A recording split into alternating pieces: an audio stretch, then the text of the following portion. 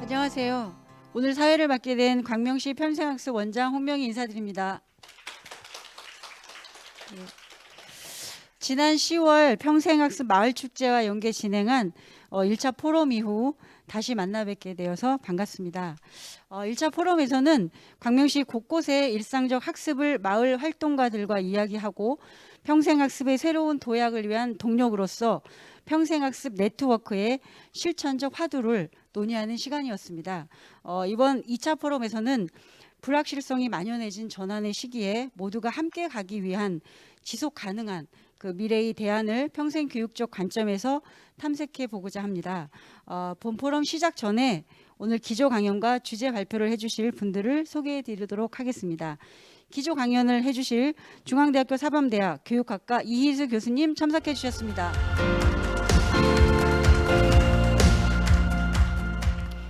네, 주제 발표를 해주실 국가평생교육진흥원 평생교육정책 변종인 본부장님 참석하셨습니다. 네, 역시 주제 발표를 해주실 김찬호 교수님께서는 지금 조금 늦으셔서요. 이따 오시면 소개해드리도록 하겠습니다.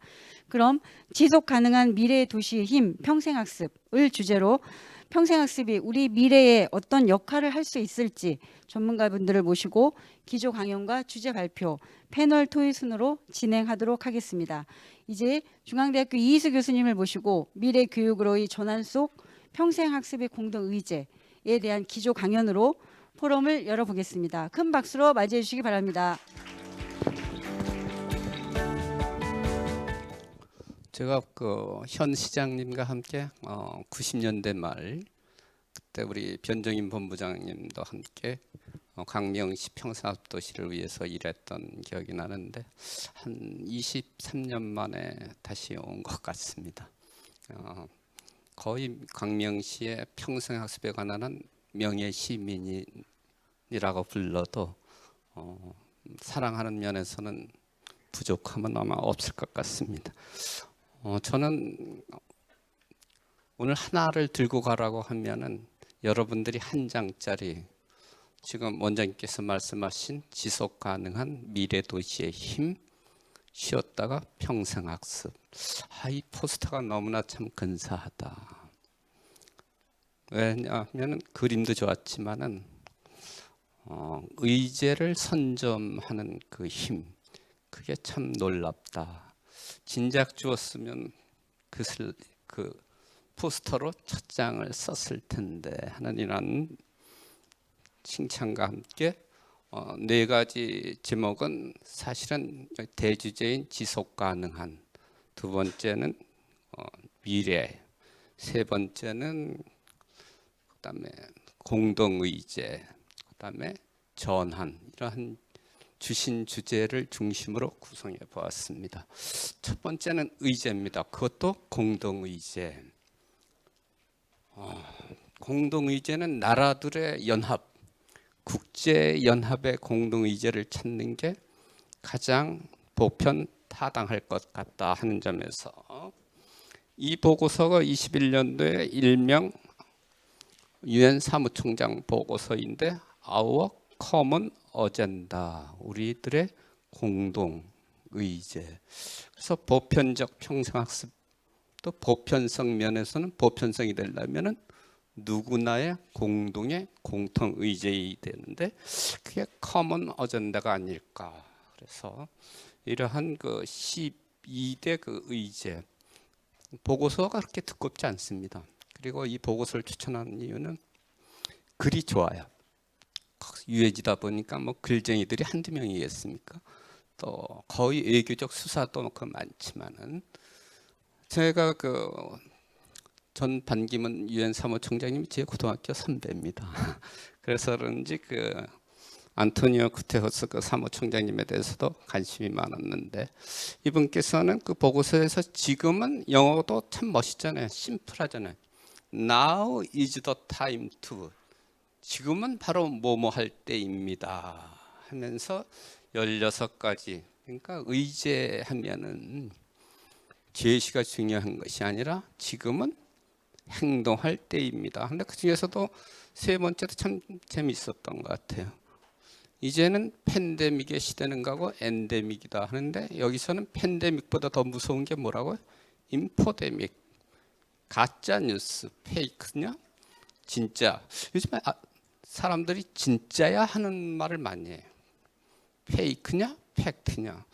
그래서 그 인포데믹이 우리 팬데믹보다 더 무서운 그것을 바로잡기 위해선 정말로 우리가 공부를 해야 하고 합의를 창출해야 하고 과학이나 사실이나 지식에 근거해서 정책을 만들어야 한다 하는. 그래서 며칠 전 교육부 평생학 정책과 사무관님을 만났더니 앞으로 평생교육 정책은 데이터베이스드 팔러시가 돼야 됩니다 하고 딱 얘기길래 이게 여기서 나온 근거 기반 정책 그런 의제를 말하는 것 같아서 제시를 했습니다. 이 보고서에서는 그 마지막에 이런 말을 했습니다. 모든 사람을 위해서 모든 사람들과 함께 연대해서 우리들의 여정에 다음 발걸음을 떼어 놓아야 할 때입니다. 이 사람들은 늘 투게더를 강조하더라. 그러면서 그 오른쪽 그림에 있는 이 12개 그 의제를 이러한 미래 교육 정상회담을 통해서 또 미래 의제 회담 등등을 통하여 가지고 12개 의제를 추진해 나가는 이러한 모습을 보는데 제가 오늘 지속 가능한 미래 도시의 힘 정말 잘 만들었습니다. 그런데 광명시 평생학습 포럼으로 말하면은 지금 적지 않은 분들이 이 포럼 자리에 있지만은 온라인상에는 원장님 적어도 한 1000명은 있겠죠? 네, 1000명은 되어야지만 우리 김찬호 교수님, 변종인 본부장님 같은 분이 이 자리에 있었을 겁니다. 제가 포럼을 잘 기획해야 되는데 포럼 의제의 최고는 누가 봐도 다보스 포럼, 세계경제 포럼, 곧 내년도 1월 20일 한 21일부터 대개 한 24일 열리죠. 그 의제가 내년도 의제가 이미 올해 10월이면 뜹니다. 이렇게 되어 있죠. 파편화된 세상에서 코오퍼레이션, 협력. 그러면 2016년 누구나 다 아는 제4차 산업혁명의 도래와 그 마스터 완성. 그것으로부터 이것도 엄청 유명했죠. 51차가 뭐죠? 서울시가 좋아하는 더 그레이트 리셋. 오늘 주제인 대전하는 디지털에서는 트랜스포메이션이라고 쓰지만 도시 쪽에서는 리셋. 그래서 4차 산업혁명 다음에 내놓았던 클라스 슈밥의 그 유명한 책이 2008년에는 경제 금융 위기로 그레이트 리셋이 필요했다면 2021년에는 바이러스 때문에. 그래서 우리가 의제를 잘 선점해야 한다 하는 뜻입니다. 클라우스 슈밤 그 책 20년에 나온 코비드19 더 그레이트 리셋 이런 말을 했습니다. 우리는 기로에 서 있는데 하나는 더 나은 세상으로 가고 다른 한 길은 뭐죠? 더 나쁜 길로 가게 된다 하는. 우리 유행가도 그런 거 있잖아요. 이리 갈까 저리 갈까 차라리 돌아갈까. 거기엔 세 길이나 있어도 괜찮지만 여기서는 뭐라고? 딱 두 길. 유네스코의 교육의 미래 보고서 21년 11월에 나온 지금까지는 1, 2차 보고서는 다 프랑스의 수상이나 이시 프레지던트를 지낸 남성이었다면 이번의 위원장은 에티오피아의 여성 대통령의 어떤 면에서는 개발도상국이 위원장을 맡았다는 그런 새로운 발전을. 이분도 이 페이지는 제가 기억을 합니다. 7페이지에 나와 있습니다. 그럼 앞에 요약을 빼놓으면 본문에 첫 문장입니다. 근데 첫 문장을 이렇게 했더라고요.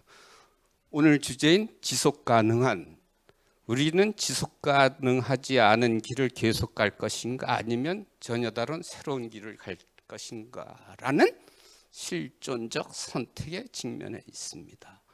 그랬더니 외교관답게 여기서 뭐죠? 한 길은 브레이크다운, 우리 학생들 용어로 말하면 멘붕, 완전히 붕괴냐 브레이크스루 뚫고 지나가는 돌파냐.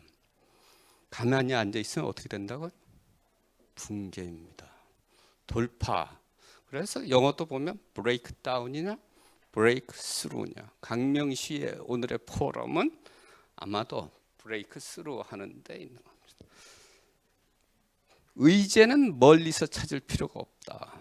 제가 시장님의 8기 민선 8기 취임사를 봤더니 크게 10대 10계명 비슷한 10대 의제를 제시해 놨더라. 그 중에서 7번 강명을 미래교육의 1번지로 만들겠습니다.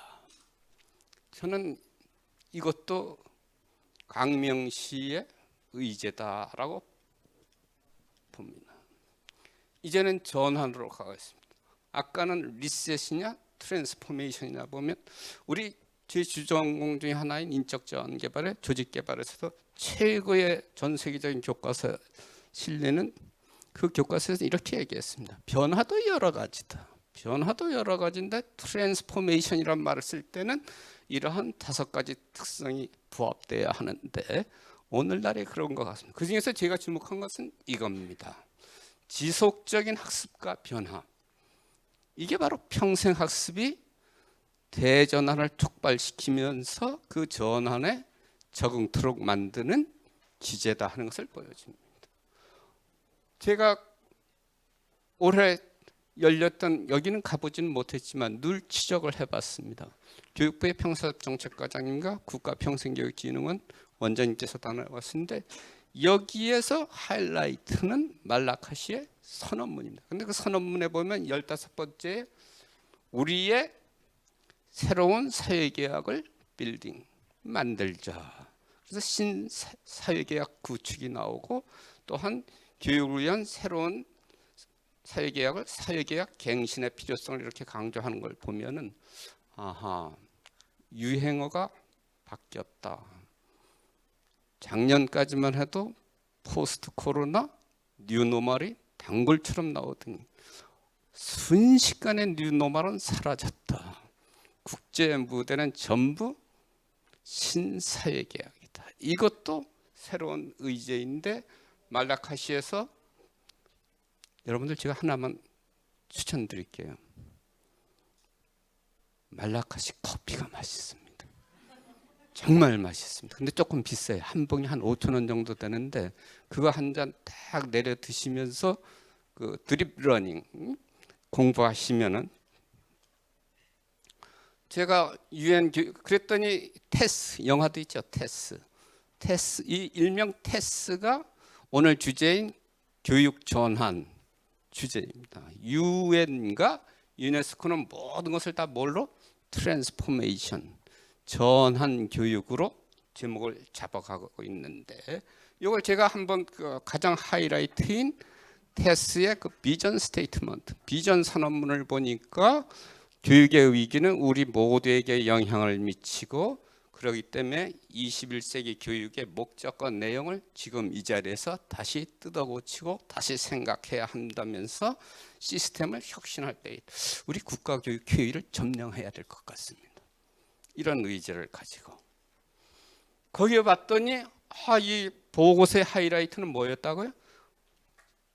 우리 7기 시장님께서 했던 역점 사업이 시민교육 분권자치였던 이게 21세기에 적합한 새로운 사회계획의 3대 토대로 신뢰, 포용, 보호, 참여 요겁니다. 그래서 이렇게 그림으로까지 제시해 놓은 것을 볼 때는 신사회계약이 유네스코 위에 UN 차원에 한 것이고 이게 우리 시민교육 면에서도 큰 시사점을 제가 그래서 한번 추적 조사를 해봤더니 뉴노멀이란 말 대신에 이제는 기후변화, 기후시민, 기후변화를 위한 신사회계약이라는 한글판 책이 다 나오는 그래서 우리나라가 참 빠르구나.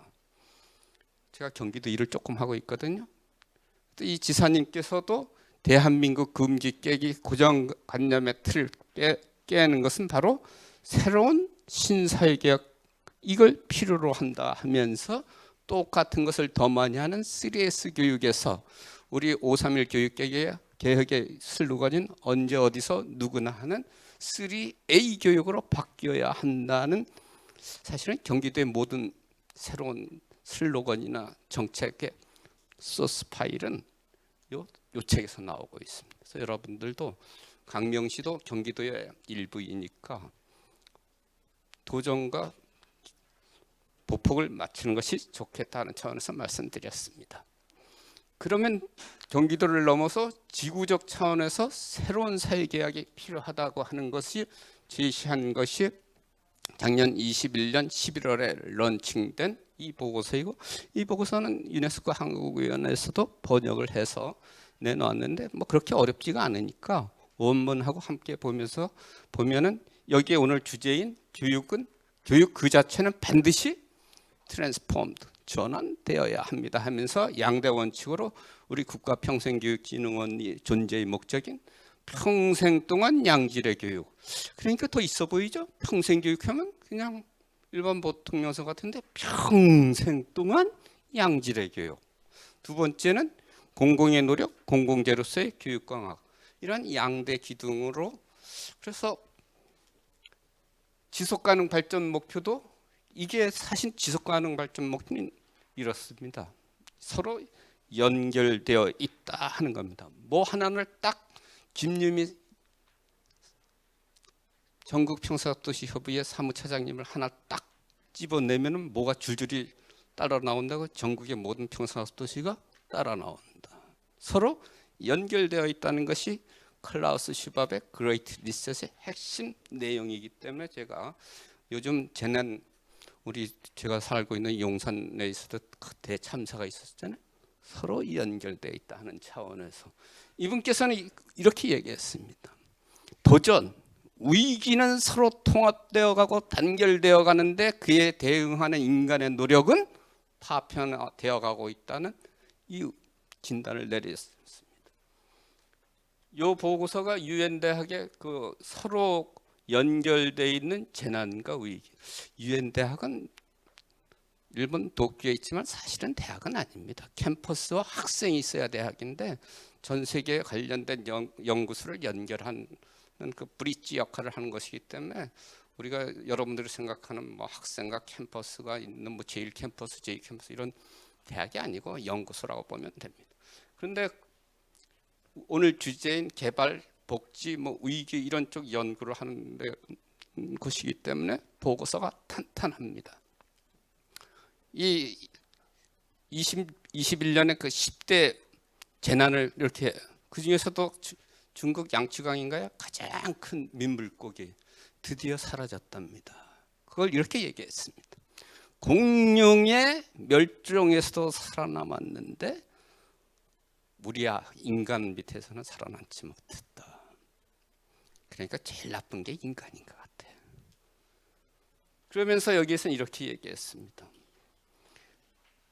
겉에 드러난 빙산의 일각을 보지 말고 이 밑에 깔려 있는 루트 코즈, 근원을 봐야지만 문제가 해결된다 하는데, 제가 60년생 개발연대생입니다. 60인데 실제로는 집 나이는 59년생인데 유엔이 개발연대를 한 게 60년입니다. 근데 지금 몇 년이 22년이니까 몇 번을 걸쳤어요?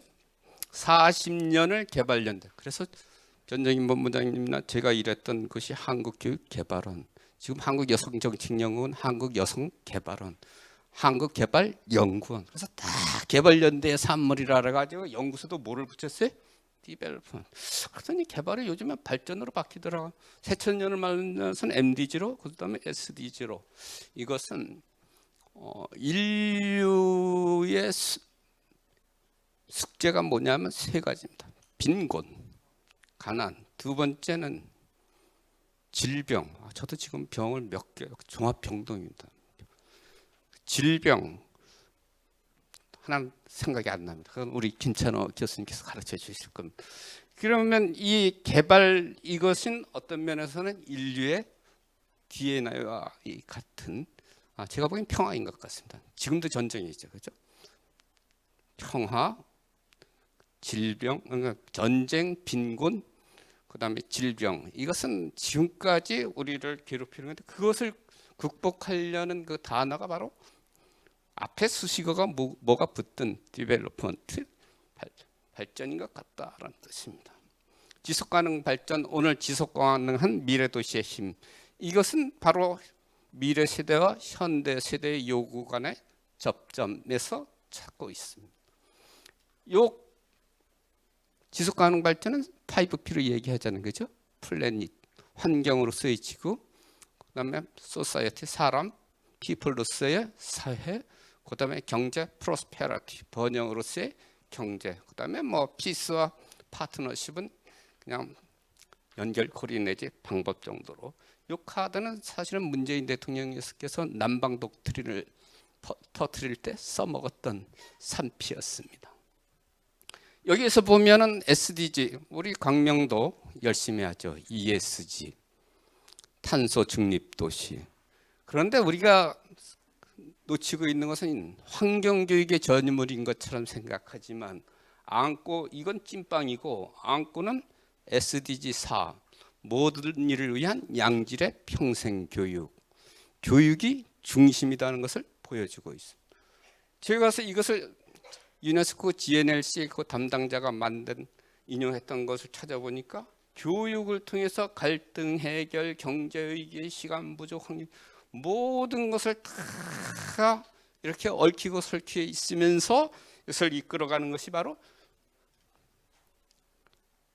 교육이다. 그런데 우리는 스스로를 왜 자꾸만 주변부로 생각해서 우리가 중심이고 중앙이다. 마무리 짓겠습니다. 미래교육, 제가 좋아하는 이분은 제가 모셨던 조한혜정 교수님께서는 우리 김찬호 교수님의 이력을 보니까 연세대학교 사회학과 이렇게 돼서 그분과 서울시 마을공동체 1기 2기 그 위원장님이세요. 마을공동체가 잘 되려면 하면서 한 말씀을 딱 하더라고요. 아이들의 놀이터를 컨셉으로 하라 하면서 아이들을 컨셉으로 하면 뭐든지 누구든지 잘 되도록 들고 나온다. 이 같은 그 문화 인류학의 어머님이라고 말하는 마가렛 미드는 사실은 교육학자입니다. 이분께서 교육의 재정의를 아이는 어른의 아버지다. 아이의 입장에서 미래의 입장에서 광명시 평생학습을 기획하라 하는 그런 뜻입니다. 제가 김도현 교수님께서 참여하셨는데 애써서 빨간 걸로 미래는 복수입니다. 그러니까 광명시 미래도 하나가 아니라 이 샐러드 볼처럼 여러 가지다. 그래서 여기에서 보면 이 보고서는 마지막 기회다라는 초대장을 우리한테 주고 있습니다. 그래서 우리도 이런 포럼을 많이 하는 것도 중요하지만은 광명시청과 광명시장과 광명시민이 함께 이 지속 가능한 이런 의지를 놓고 사회적 계약식을 한번 선포하는 것도, 그래서 이 김에 뭐예요? 유네스코 한국위원회 사무총장님을 모셔서 이 보고서를 펴놓고 같이 사회계약을 체결하면은 얼마나 그 국제적인 주류와 딱 들어맞겠습니까? 이제 마무리로 갑니다. 올 여름으로 기억됩니다.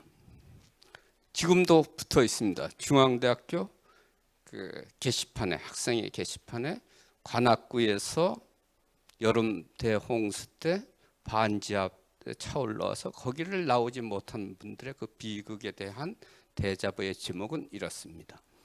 재난은 아래로부터 차오릅니다.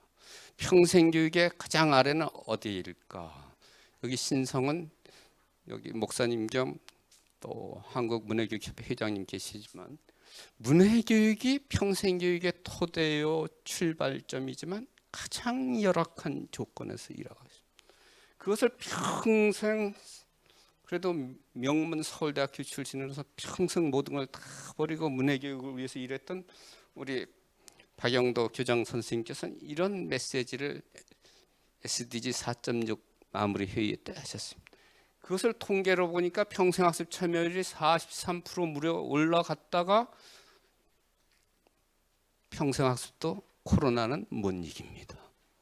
곤두박질 쳐서 지금은 33%로 떨어졌습니다. 그거야 어쩔 수 없지. 그걸 어떻게 막어?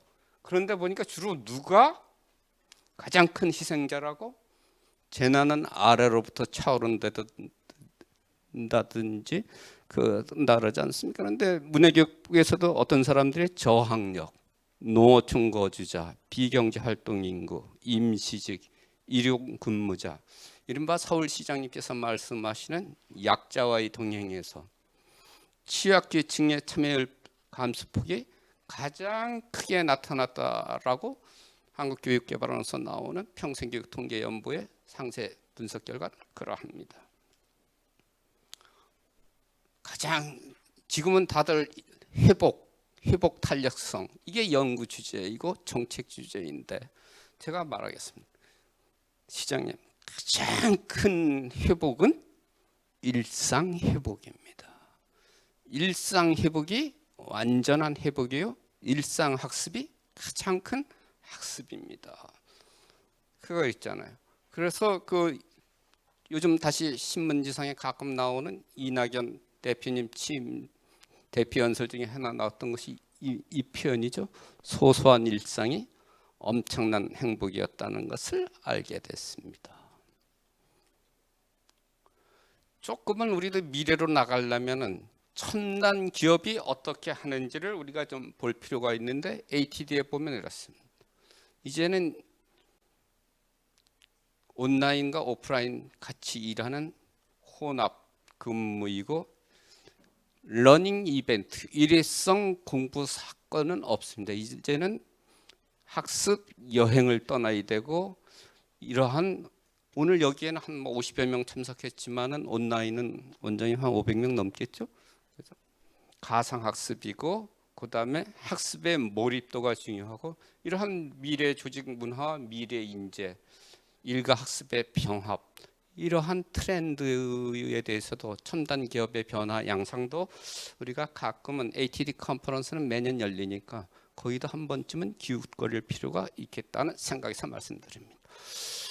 마무리로 가면은 미래 도시의 힘, 미래 교육 이것은 광명에서 찾자는 겁니다. 저는 그걸 보면은 8기에 보면 광명을 미래교육의 1번지로 만들겠습니다 하면서 8번째 공약으로 광명을 미래교육의 1번지로 만들겠는데 그중에서도 평생학습 영상 플랫폼을 개설하고 평생학습 지원금을 지급해서 언제 누구나 누릴 수 있는 평생학습을 지원하고 이게 아마 광명시판의 평생교육 이용권 내지 바우처 이 부분이 될 것으로 그래서 제 느낌은 그렇습니다. 광명시가 발의 이니셔티브는 제일 먼저 잡더니 제일 먼저 골인하지는 않더라. 그래서 여기는 역시 파트너십 또 이런 거버넌스 이런 것을 엄청 중시하는데 보니까 다소 시간은 걸리겠지만 가장 탄탄하게 나갈 도시가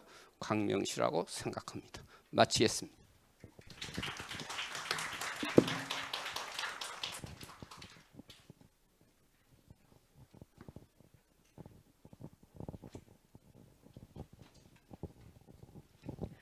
네, 현재 범람하는 사회 문제들 속에서 우리의 미래를 만들어갈 수 있는 전환의 힘으로서 평생학습에 대해 제언해 주신 이희수 교수님 감사드립니다. 다음은 주제 발표를 시작해 보겠습니다. 첫 번째 주제 발표는 국가평생교육진흥원 변종임 평생교육정책본부장님께서 보편적 평생학습 실현을 위한 학습자 지원 정책 방향에 대해 발표해 주시겠습니다. 큰 박수로 맞이해 주시기 바랍니다.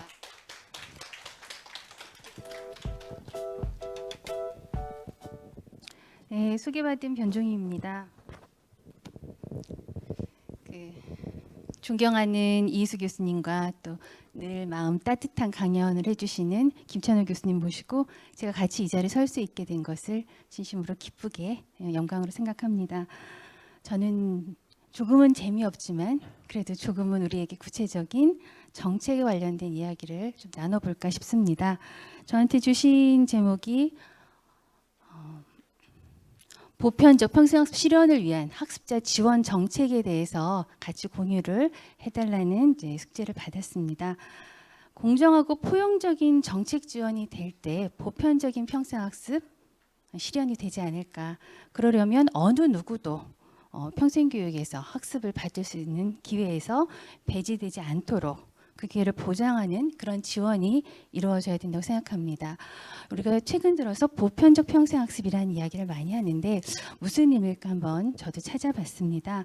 그레일 보고서 올해 나온 책에 보니까 보편적 권리로서의 교육은 모든 국가에서 모든 사람에게 모든 연령에서 보편적인 것을 의미하고 평생학습은 권리일 뿐만 아니라 우리가 직면해서 살아가는 데 필요한 중요한 자산이라고 이렇게 명시가 되어 있습니다. 모든 국가에서 모든 사람에게 모든 연령에서 학습받을 기회와 권리를 갖고 있다는 거죠. 사실 보편적 평생학습권 논의의 흐름은 우리 70년대 초반에 세계 성인교육회의 제3차 회의 때부터 이야기가 됐었죠. 학습권은 시민 자유권과 같은 인간의 기본적 권리라고 명시가 됐었고 2015년에 2030 지속가능 발전 목표에서는 모두를 위한 평생학습 기회 증진이 중요한 화두가 됐습니다. 사실 우리나라만큼 평생교육 하나의 그 시민의 기본권으로 인정하고 있는 나라 흔하지 않습니다. 정말 이 부분에 대해서는 자부심을 가져도 될 것 같아요. 헌법에 국가는 평생교육을 진행하여야 한다라고 명시되어 있고 교육기본법에 국민은 평생에 걸쳐 학습하고 능력과 적성에 따라 교육받을 권리를 가진다라고 명시되어 있고 또 우리 평생교육법은 이러한 헌법과 교육기본법에 규정한 평생교육을 진흥하기 위해서 국가와 지방자치단체는 그 책임을 갖고 있고 운영을 해야 된다는 내용들을 담고 있습니다. 보편적으로 부여되는 기본 권리로 이미 규정되어 있고 또 이 부분에 대해서는 국가와 지방자치단체가 적극 지원해야 하는 근거를 갖고 있습니다. 이 부분에 대해서는 정말 자랑스러운데 실제 우리가 정말 모두가 그 권리를 누리고 있는가 이 부분은 또 아직은 갈 길이 멀기 때문에 또 같이 한번 고민하면서 또 함께 노력을 해 가야 되는 그런 숙제이기도 합니다. 한국의 평생교육 현황을 볼 때 저는 5년 단위로 우리 국가가 만들고 있는 평생교육 진행 기본계획을 보면 바로 우리나라 평생교육이 어디까지 와 있는지를 좀 볼 수 있지 않을까 싶습니다. 앞에 기조 강연을 해주신 이희수 교수님께서는 1차 평생학습 진흥 종합계획부터 지난 4차 종합발전계획까지 다 직접 계획하시고 참여하시고 이끌어 주셨는데요. 그래도 1차 평생학습 종합계획이 만들어졌을 때 가장 큰 화두는 평생학습의 지역화, 평생학습 도시 조성이었죠. 평생학습 도시 조성 사업을 제일 먼저 시작한 곳이 어디죠? 네, 광명입니다. 네. 국가가 먼저 시작한 것이 아니라 광명시에서 그때 농협 건물 2층이었나요? 예, 거기에 평생학습원이 방 하나로 시작을 했습니다. 그때 그 모습을 제가 알기 때문에 이 평생학습 이곳에 들어올 때마다 전 좀 가슴이 벅차요. 우리나라 평생교육 발전은 광명을 보면 그 역사를 다 볼 수 있구나. 근데 사실 그때 그 건물 2층의 방 한 칸이었던 학습원의 가장 자랑스러운 것은 평생학습 도시 선언문이었죠. 우리나라 227개 자치단체 아무 곳에도 없을 때 우리 광명에는 학습도시 선언문이 걸려 있었습니다. 이수 교수님께서도 그거 보시고 모든 지자체에 이런 학습도시 선언문이 걸리고 모든 지자체장님들이 지역 주민의 평생교육을 활성화시키기 위해서 노력했음 하는 그런 마음으로 만드신 사업이 평생학습 도시조성 사업이었어요. 그래서 첫 해 3개부터 시작했는데 이제 지난해까지 해서 190개까지 많은 지자체들이 이제 지역 주민들의 평생학습을 위해서 그 책임과 노력을 다하겠다라는 의지들을 표명을 하고 또 진행이 되고 있는 상황입니다. 2차 종합계획에서는 그 중에서도 가장 이제 많이 지금까지 발전시켜온 부분은 문해 교육 부분입니다. 저소득층, 소외계층 학습 지원에 대한 정책들이 2차 종합계획을 토대로 해서 발전이 됐고 3차 종합계획에는 이제 대학이 평생교육에 기능을 해야 되는 곳이다. 그래서 성인학습자들을 위한 체질 전환 지원 사업들이 대학을 중심으로 시작이 되고 지역 학습 공동체 활성화 라는 우리 학습 공동체 학습 동아리 이런 지역에서의 평생학습 활성화가 3차 계획을 토대로 해서 진행이 됩니다. 그리고 여기에 사실 잘 안 보이는 곳에 평생교육 바우처가 한 줄 들어가 있습니다. 근데 그때는 예산이 수반되지 않아서 그 5년 동안은 하나도 진행이 못 됐습니다. 4차 진흥 기본 계획에서 요걸 토대로 해서 저소득층의 실질적인 학습 지원에서 바우처라는 평생교육 바우처도 시작이 되었고, 또 하나 지금 굉장히 코로나19 시대에 또 활성화됐던 부분이 K무크, 온라인, 디지털을 통한 평생학습 활성화, 이런 부분들이 또 4차 계획에 담겨져서 또 실행이 됐고요. 무엇보다도 국가와 지자체의 평생교육 투자 확대와 관리 시스템 구축이 아주 굵직하게 4차 종합계획에 들어가서 지자체들과 국가가 그 책임을 다할 수 있는 근거들을 좀 더 체계적으로 담아왔다고 하겠습니다. 5차 지등 종합계획은 현재 교육부에서 그 내용들을 지금 검토하고, 오늘도 또 한 곳에서 검토회의들을 하고 계신 것으로 알고 있는데요. 12월 말 안에는 발표를 한다고 하십니다. 기대를 하고 있습니다. 우리나라 평생교육 현황은 5년에 한 번씩 이렇게 종합계획을 만들면서 굵직굵직한 사업들을 가져온 부분들도 있지만, 2000년대는 주로 중장기 계획과 지역의 평생교육 강화를 중심으로 이루어졌다면, 2010년대, 지난 10년은 평생교육 추진체제 구축과 대학과 온라인 평생교육 활성화로 한 줄로 정리를 할 수 있지 않을까 싶습니다. 반가운 것은 최근 3년 동안 국가가 국가 수준에서의 평생교육 추진 계획들을 발표하고 있다는 부분입니다. 사실 평생교육에 관심들이 많지는 않아요. 교육부에서도 평생교육과에서 중앙정부에서는 관심이었는데, 지난 3년 전부터는 국가 수준에서의 교육을 만들어서 범부처적으로 추진해야 된다는 그런 노력들이 좀 담겨져 있습니다. 19년도에는 사회정책 추진계획, 포용국가 사회정책 추진계획에 모든 성인이 필요한 역량을 개발할 수 있는 기회를 확대한다라는 내용들을 담고 있고요.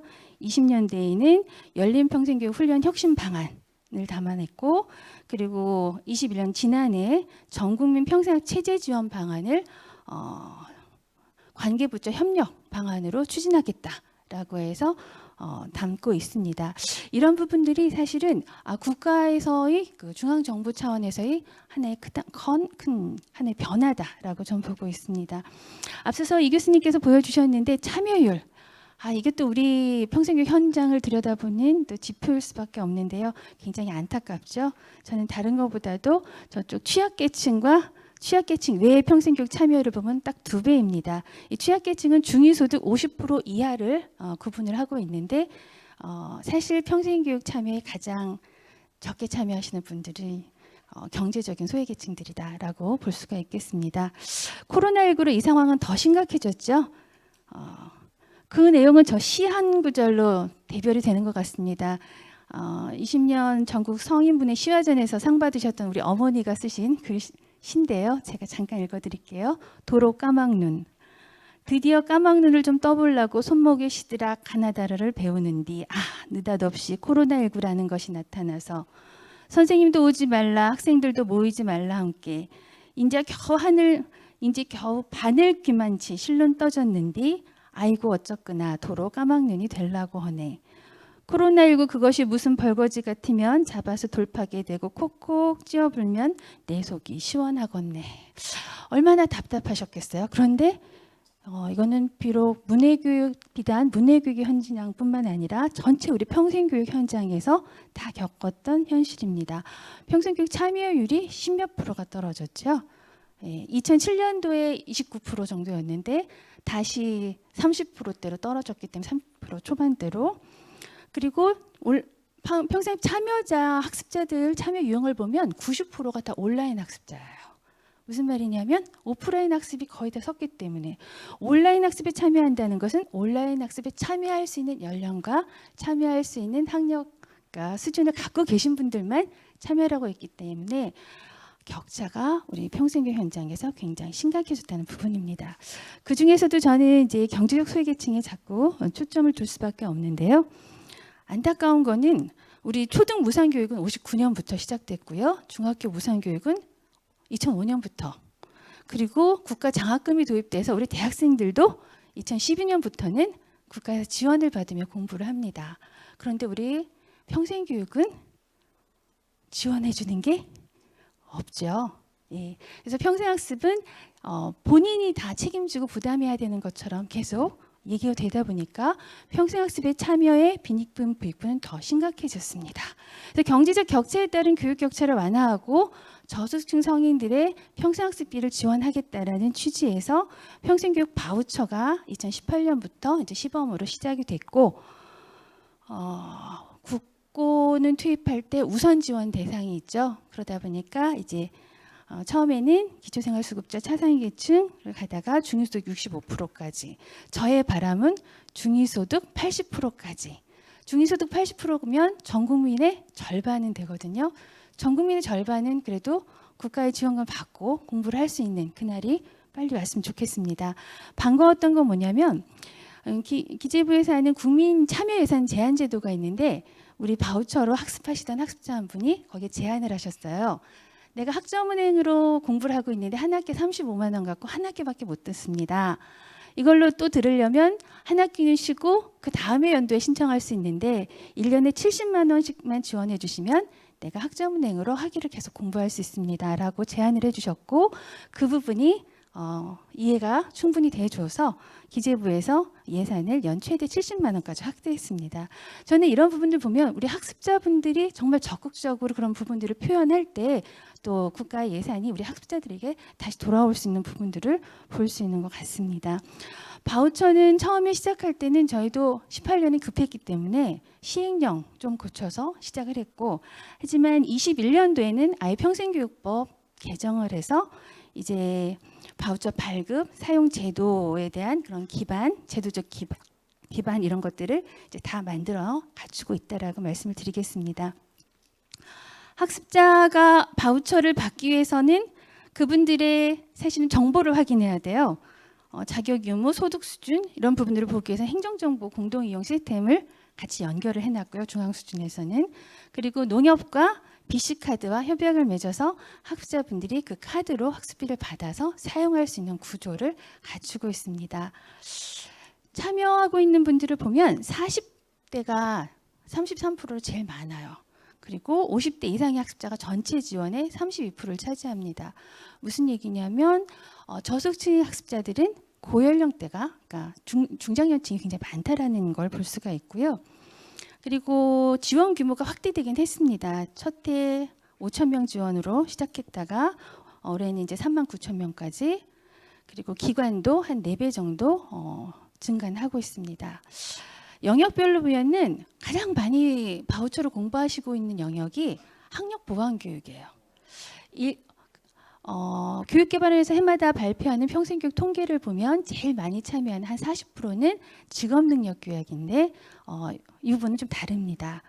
우리 바우처 갖고 공부하시는 분들은 학력 보완 교육이 한 40%, 직업력 교육이 한 20%, 문화예술, 인문교양 이쪽이 이제 퍼센테이지가 점점 줄어들고 있죠. 바우처를 그러면 지원받았을 때 어떤 성과가 있나? 저는 이 부분이 되게 급했어요. 왜냐하면 그 성과를 보여줘야 또 기재부를 또 잘 설득해서 예산을 더 확보할 수 있는 부분이라서 가장 의미 있게 분석했던 건 뭐냐면 바우처를 지급받기 전과 평생교육 바우처를 지급받은 후에 이분들이 학습을 위해서 돈을 쓰는 게 달라지나 안 달라지나 그 부분이었거든요. 무슨 말씀이냐면 보통은 복지 바우처를 받으면 그 바우처로 내가 쓸 돈을 그 바우처로 대신 쓰고 끝나는 경우들이 대부분입니다. 그래서 성과를 내기 되게 어렵습니다.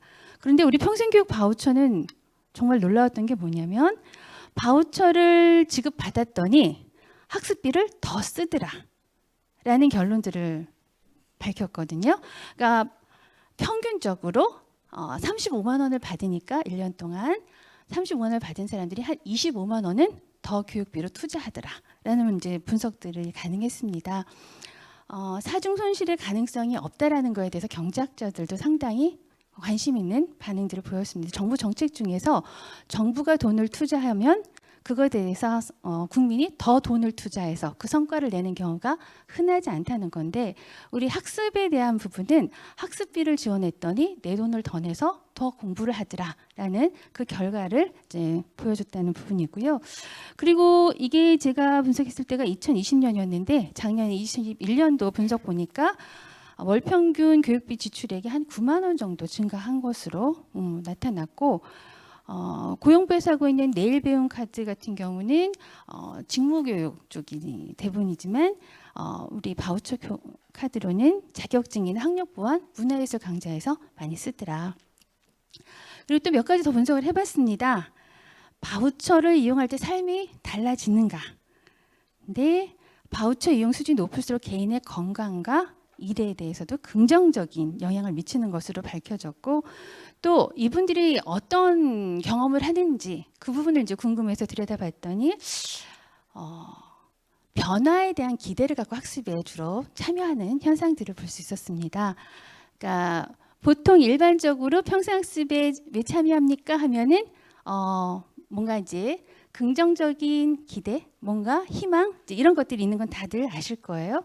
근데 정말 재밌었던 거는, 아니 좀 더 제가 주의 깊게 볼 수 있었던 거는 뭔가 지금 현실에서 벗어나야겠다라는 강한 의지 이런 부분들이 좀 있었고, 그리고 학습에 참여하는 동안 주위 사람들의 관심과 지원, 독려 이런 부분들이 상당히 도움이 되고 필요하다라는 이야기도 있었습니다. 그리고 학습에 참여한 이후에 이제 자존감 회복이나 내가 학습한 결과를 다른 사람들한테도 꼭 같이 공유하고, 그리고 배운 것을 사회에 환원하려는 그런 노력들, 직업 도전의식이나 타인에 대한 신뢰도나 행복감도 높아지는 것을 볼 수 있었습니다. 어떤 분들이 어떻게 이것들을 활용하고 있었나 그 내용들을 좀 들여다보면 사실은 너무 궁금했어요. 바우처를 정말 사용해서 삶에 도움이 되는가.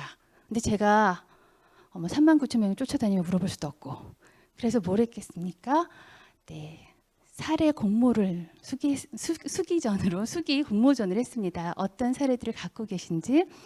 학점은행제로 외국어로서의 한국어학을 전공하신 분이 본인이 근무하시는 곳에서 문해교육을 하면서 또 배운 것을 실천하는 즐거움 이런 걸 누리시는 분도 계셨고요. 학점은행제로 학위 받는 분들이 점점 계속 늘고 있는 부분들도 볼 수가 있습니다. 그리고 스마트 스토어 온라인으로 수업 듣고서 70대 여성분이었는데요. 온라인 상점 대표가 되신 분도 계시고, 한부모 가장으로 아이들도 양육하고 굉장히 어려운 속에서도 또 이 바우처 통해서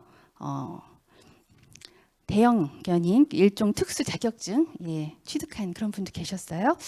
참 다양한 분들이 계셨는데 제가 요거는 좀 카드 뉴스를 만들었던 거라 사례 잠깐 보여드릴게요. 고등학생 딸과 단둘이 사는 한부모입니다. 우울증과 허리 디스크 굉장히 어려움을 좀 겪고 계셨던 분인데, 이분이 이제 바우처 카드를 통해서 허리 디스크를 위해서 필라테스도 배우고, 그리고 아로마 테라피, 떡 케이크 만드는 걸 배우셨대요. 소중한 딸에게 좋은 걸 만들어주고 싶어서 배운 대로 화장품도 만들어주고, 그리고 이분이 저는 요거는 읽어드리고 싶어요. 크리스마스나 이런 날이 365일 중에 하루일 뿐이었지 특별한 의미 있는 날이 아니었다. 그런데 이제는 크리스마스에 배운 대로 예쁜 떡 케이크를 만들어서 딸과 함께 그런 아름다운 시간들을 보내고 있다. 뭔가 이분들의 삶에 변화가 생기는 것들의 포인트를 전 정말 볼 수가 있었습니다. 학습비를 지원해 준다라는 것과 안 해준다라는 것의 차이는 굉장히 큰 것 같아요. 또 한 분 같은 경우는 딸을 시집 보내고 허전한 마음으로 집에 왔는데 전통 디저트를 가르쳐주는 프로그램이 있다. 근데 아마 내 돈 내고 배우랬으면 근처도 못 갔을 텐데 학습비를 준다고 하니 가서 그걸 배웠고, 본인에게 숨겨진 재능을 잘 찾아내셔서 그분은 떡 케이크, 떡 디저트를 만들어서 노인정에 봉사활동 하다가 공방을 차리셨고, 지금 사회적 기업 만들어서 굉장히 활동을 지역에 잘하고 계십니다. 그러니까 그런 변화들은 어쨌든 이 평생학습 바우처가 하나의 트리거가 돼줬다라는 부분이라서 저는 의미가 크다고 봅니다. 화성시는 온국민 평생학습 장학금, 영등포는 평생교육 바우처, 논산시는 시민기본 평생학습 장학금, 서초구는 서초형 평생교육 바우처. 지금 지자체들마다 이미 시작한 곳들만 몇 군데 소개했고요. 지금 또 준비하고 있는 곳들이 상당히 있습니다. 이슈는 있습니다. 전달 체계가 중앙정부 지금 중심으로만 하고 있어요. 그런데 그러다 보니까 지원받는 분들이 서울, 경기, 인천 거주자가 대부분이고 또 기관들도 서울, 경기, 인천에 집중되어 있어요. 227개 지자체에 우리 국민들 다 살고 있는데 생활권에서의 그런 바우처 학습 지원이나 서비스를 받기에는 한계가 있다. 지자체 바우처 발급 권한이 21년도 평생교육법 개정되면서 지금 할 수 있음에도 불구하고 격차가 심각합니다. 그래서 향후 교육부 그리고 국가평생교육진흥원 저희 기초와 광역 역할과 기능을 좀 분담해서 학습자들의 삶에 착근된 정책 지원이 돼야 되지 않을까 싶습니다. 이용자의 생활권 중심으로, 왜냐하면 학습 상담이 굉장히 필요하고 잘하고 있다라는 긍정적인 지원이 굉장히 학습자들에게 필요한데 그런 부분들은 상담이나 컨설팅들이 병행이 돼야 될 거고요.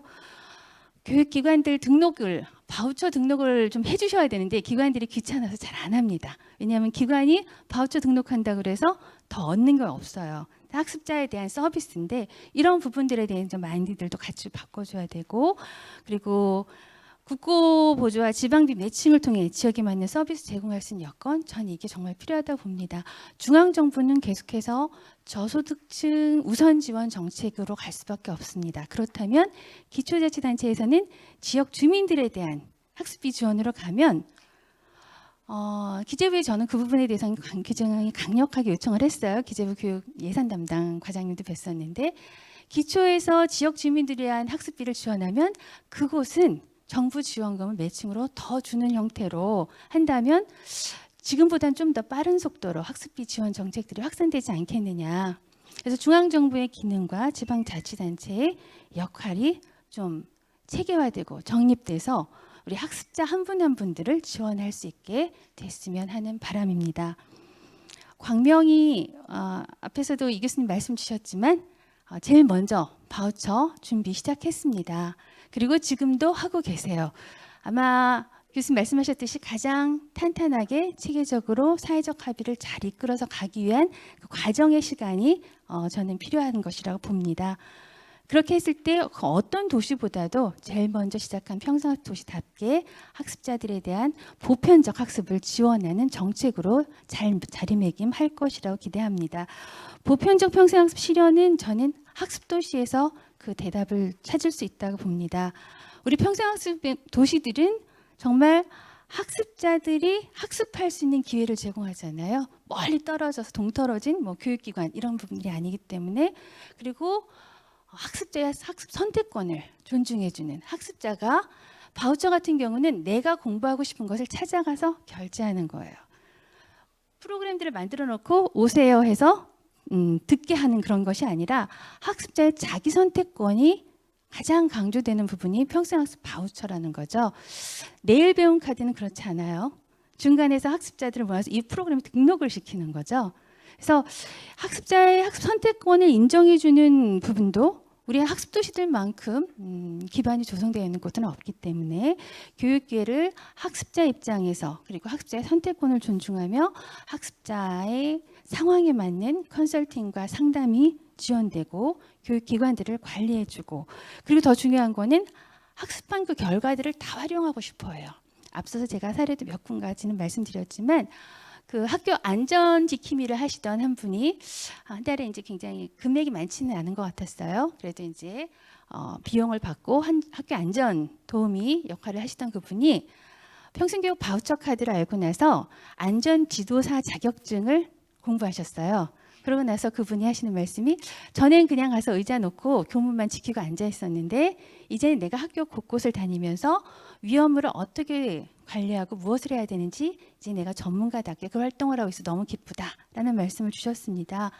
학습한 결과는 다들 공유하고 지역사회에 환원하고 활성화시키는데 같이 돌려주기를 원하시는데 그 구조를 만들어내는 것이 바로 또 우리의 평생학습 도시들이 아닌가 싶습니다. 그래서 보편적 평생학습의 실현, 그 해답은 우리의 평생학습 도시에서 찾을 수 있지 않을까라는 기대 속에서 학습자 지원 정책이 학습비 지원 정책이 실제로 모든 기초자치단체에서 구동되기를 바라면서 저는 이야기를 마무리하도록 하겠습니다. 감사합니다.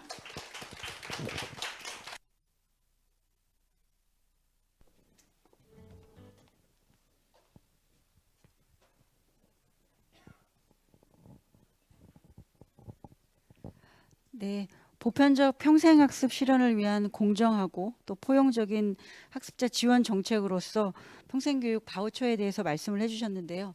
사실 저희 광명시가 평생학습 장학금을 준비하고 있는 거를 꽤 많은 분들이 알고 계시는데요. 저희가 그 실현을 여러 가지 어려움 때문에 실현하지 못한 거에서 저도 많이 좀 아쉽습니다. 어쨌든 저희가 준비하고 있는 이 평생학습 장학금에 대해서 많은 도움이 되는 말씀을 해주신 변정인 본부장님 진심으로 감사드립니다. 네, 다음은 두 번째 주제 발표입니다. 성공회대학교 김찬호 교수님께서 도시 공간과 배움의 생태계를 주제로 말씀해 주시겠습니다. 큰 박수로 맞이해 주시기 바랍니다.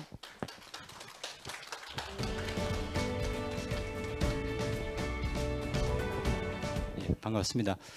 오늘 구성이 참 아주 유기적으로 잘 짜여진 것 같아요. 첫 번째 이수 교수님께서 아주 글로벌 차원에서 우리가 어떤 흐름으로 가고 있는가 큰 그림을 잘 보여주셨고, 두 번째 변정인 선생님께서는 국가 차원에서 지금 어떤 제도적 틀들이 준비되고 또는 지금 제한되고 있는가 하는 말씀을 주셔서 제가 세 번째 도시라는 좀 더 미시적인 그런 구체적인 현장을 놓고 고민하는 이런 이야기로 이어지게 되는데요. 지속 가능한 도시라는 건 여러 차원이 있겠지만 뭐 환경 관련해서는 흔히 많이 얘기하고요. 또 하나가 있다면 계속 살고 싶은, 그리고 내 아이도 이 도시에서 살았으면 하는 그런 마음이 들어야지 전 그게 지속 가능하지 않나. 그야말로 우리 삶 자체가 지속 가능해야 되기 때문에. 그런데 집값은 오르는데 과연 우리 삶이 그 안에서 계속 담기고 싶어 하는지 그런 고민들을 별로 안 하게 되는 것 같습니다. 근데 이런 자리에서 문득 질문을 던져보는 거죠. 정말 우리가 꿈꾸는, 우리 아이들에게 물려주고 싶은 그런 도시는 어떤 모습일까? 제가 한 3년 전에 NHK에서 우연히 본 재미있는 어떤 다큐멘터리라고 할까, 기획 보도물이었는데 이런 빅데이터를 만들었더라고요. 건강 수명이라는 게 있잖아요. 그러니까 수명은 길어지는데 건강 수명이 그만큼 길어지지 않는 건 우리가 잘 알고 있습니다. 근데 그런 가운데도 그나마 노년에 건강하게 오랫동안 사는 사람들이 어떤 특징이 있을까? 그분들 쫙 좀 표집해서 그분들의 삶을 이렇게 빅데이터로 돌렸어요.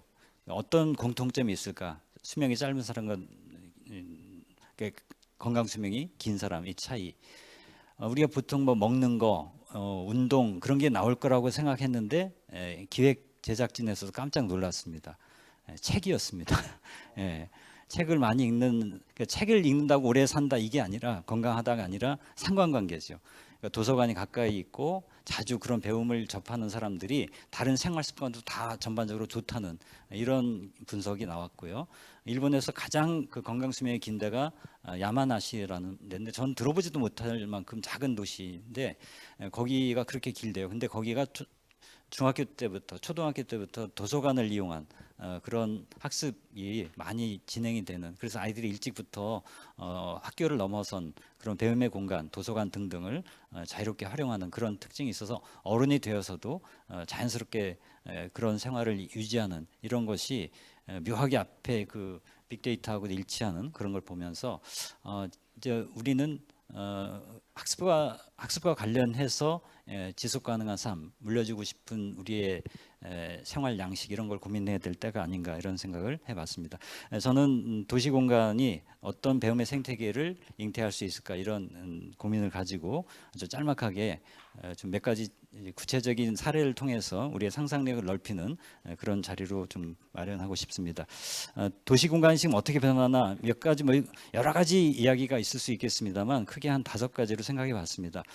정보 네트워크, 뭐 우리 이른바 비대면, 이게 엄청나게 확장이 되고 있어서 지금 우리가 다른 사람에게 접속할 수 있는 가능성이 뭐 카톡, 문자, 뭐 페이스북, 이메일 등등 해서 보면 엄청나게 채널이 다양해졌습니다. 그리고 거기서 오가는 그런 정보 양도 어마어마하지요. 예전에 우리가 뭐 얼마나 전화하고 살았나요? 하루에 전화 한 통도 안 하고 살았던 적도 많이 있는데 지금은 그런 하루를 상상할 수 없을 만큼 네트워킹이 활발해지고 있는데 그만큼 우리가 뭔가 만족감을 느끼냐, 꼭 그런 것 같진 않아 보입니다. 또 다른 한편으로 지식이 어마어마하게 늘어납니다. 한국은 출판 대국 중에 하나인데요. 하루에 한 200권 정도의 신간이 나옵니다. 어마어마 200권이면 200종이요. 1년에 한 6만 종 정도, 7만, 8만 이렇게까지도 가는데 근데 책 쓰고 싶은 사람이 많아지는데 책 읽고 하는 사람 점점 줄어드는 이런 좀 아이러니한 상황이 있습니다만, 그러니까 지식이 놀라울 만큼 이렇게 전 세계적으로 늘어나는데 오히려 그렇기 때문에 우리는 그 앞에서 압도되어서 공부할 엄두를 못 내는, 뭘 어떻게 시작해야 될지. 저도 학생들이 좀 읽고 싶은 책, 꼭 읽어야 될 책 추천해 달라고 하는데 난감할 때가 많아요. 너무 책이 많은데 이 학생이 어떤 관심이 있어서 어떤 책을 추천해야 될지 제가 뭐 많이 알지 못하는 것도 있지만, 워낙 이 배움의 갈래들이 다양하게 뻗어가다 보니까 그 트랙을 만든다는 게 쉽지 않은 것 같다는 생각이 들고요. 사회적 유대 악화, 이거는 뭐 워낙 그렇게 진행이 되어 오던 것인데 지금 코로나 기간 동안에 더 이게 좀 나쁜 방향으로 가는 것 같습니다. 어제도 제가 엘리베이터에서 이제 타는데 초등학생 정도 되는 아이가 타고 있어서 전 웬만하면 다 인사를 하거든요. 그래서 안녕 했더니 얘가 들은 채 많지 않은 거예요. 아직도 상처받은 마음이 아직 있는데요. 왜 그랬을까 보니까 앞에 이렇게 스크린이 있어요. 엘리베이터 안에 광고. 그것만 계속 보고 있더라고요. 그러니까 못 들은 거죠, 제 말을. 거기에 주의력이 빨리 들다 보니까 지금 학교에서 선생님들 얘기가 선택적 한목증, 한 반에 학교에만 오면 말을 안 하는 아이들이 몇 명씩, 한 반에 한두 명씩 있다고 합니다. 집에 가면 말 열심히 하는데, 근데 학교에 오면 마스크 써야 되고 이걸 쓰고 말하다 보면 자꾸 발음이 분명치 않고 표정도 잘 못 읽겠고, 이러다 보니까 한 2년 동안 얼굴도 보지 말라고 할 정도로 엄격하게 거리두기를 하다 보니까 아이들이 사회적 지능도 굉장히 지금 떨어져 있고 한데, 이걸 어떻게 회복할까? 어른은 모르지만 성장기 아이들의 2년은 엄청나거든요. 지금 6학년 아이들이 꼭 4학년처럼 논대요. 4학년 애들이 2학년처럼 놀고, 뭐 6학년 애들이 이렇게 툭 치고 도망가는 놀이, 그런 장난 안 하는데 지금 하고 있고, 4학년 애들은 선생님한테 가서 잃는데요. 선생님 제가 뭐 이랬대요, 이런. 완전히 2년씩 딱 멈춰 있다고 하는데, 전 이것이 학교 차원에서 해결되기는 어렵다. 저는 학교 바깥에서 다양한 어른들과 특히 이렇게 교류를 하면서 사회적인 어떤 접촉점을 넓혀가는 것, 이게 매우 중요하다는 생각이 들고, 그런 점에서 좀 다양한 그런 학습 공간이 아주 장기적으로 많이 확충이 될 거라는 생각이 듭니다. 그리고 이제 우리 생존의 압박이 점점 커지는 건 다 우리가 느끼고 있습니다. 앞에 변정인 선생님께서 이제 소득에 따라서 아무래도 이 학습이 어려워지는 것, 이건 경제적인 것뿐만 아니라 두 가지를 더하자면 시간적 여유와 정신적 여유, 이 세 가지가 함께 부족하기 때문에 동기부여가 잘 안 되는 게 있지 않나 할 때, 일단 생존의 압박부터 좀 줄여주면서 그러면 이제 시간도 좀 남다 보면 뭔가 학습에 대한 그런 새로운 생각도 하기 시작하지 않을까, 이런 생각을 합니다. 그리고 이제 마지막으로 시민적 공공성, 공유 공간, 이런 게 점점 축소돼서 돈 안 내고 함께 있을 수 있는 그런 공간이 점점 줄어들고 있는 이런 가운데, 그렇기 때문에 오히려 학습 공간은 돈을 안 내도 얼마든지 머물 수 있고 환대받을 수 있는 이런 장소로서 더 의미가 깊다고 생각이 듭니다. 어떤 과제와 전략이 필요할까 생각해 볼 때 한 4가지 생각을 해봤는데요. 무엇보다도 모든 학습에는 동기가 일단 중요하지요. 왜 내가 이걸 배우고자 마음을 먹게 될까, 그 계기를 잘 마련하고 포착하는 게 중요한데, 거기에는 어떤 필요가 있을 수 있고 뭐 욕망이 있을 수 있다. 필요라 하면 살다 보니까 이거 배우지 않으면 안 되겠네, 이 문제 해결해야 되니까 공부의 필요성을 느끼는 것도 있을 수 있고, 아니면 순수한 지적 호기심, 그것이 좋은 의미의 욕망이죠. 그런 것을 누구나 갖고 있는데 그걸 사회적으로 해결하는 지혜와 상상력, 이런 게 필요하다는 생각이 듭니다.